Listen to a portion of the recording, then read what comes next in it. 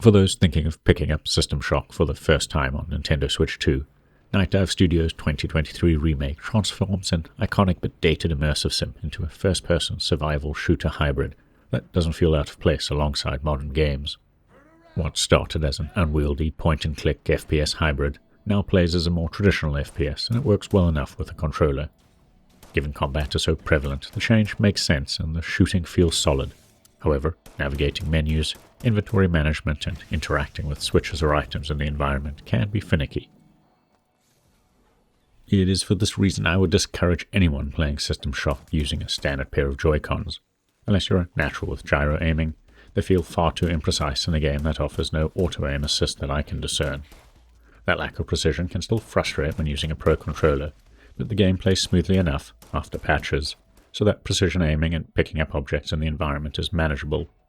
If you are stuck with a pair of Joy-Con 2s, you could try using one as a mouse on a lapboard or something serving the same purpose, though I could not find a sensitivity setting that ever felt as good as a proper PC mouse. I'm highlighting this caveat early as System Shock has survival elements with resource and inventory management. Precision aiming is essential for conserving limited ammunition and minimizing the damage you take. It's only during cyberspace sequences and the endgame, when you have your hands on powerful weapons, weapon mods, and upgraded player augmentations, that System Shock can be played as a run-and-gun FPS with less concern for accuracy. With a Pro controller and the Nintendo Switch 2 docked or propped up in tabletop mode, System Shock becomes every bit as compelling and immersive as on the other platforms, especially when you combine the stylized visuals with campy voice acting, creepy ambient audio, and an incredible synth-heavy soundtrack.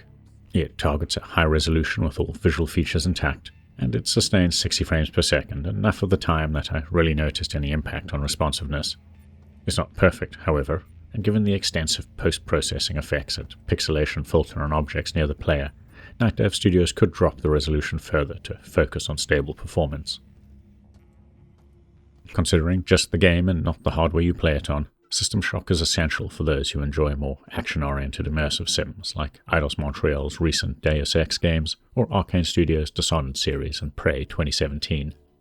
It has little interest in providing the typical frictionless, heavily guided experience of most modern games, even if you set the difficulty sliders to the lowest values. Thorough exploration, reading and listening to notes, and then following clues to key items is a core part of the experience. Even on the lowest mission difficulty, the objective icon only gives you a direction of travel, but getting anywhere in the labyrinthine Citadel Station is still a challenge.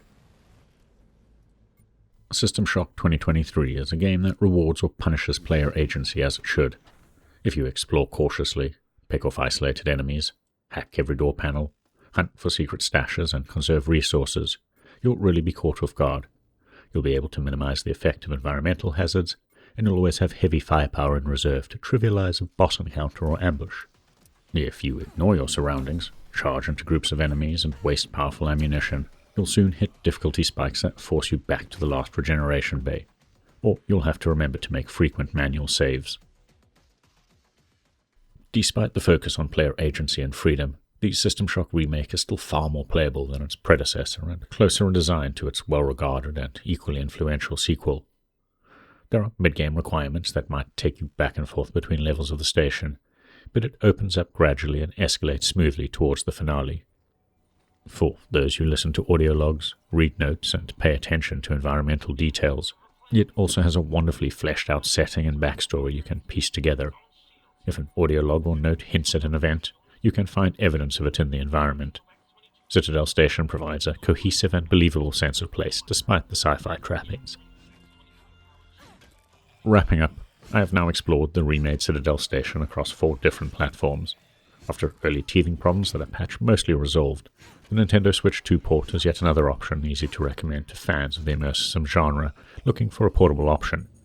Especially important when you consider how few imsim options there are on Nintendo hardware.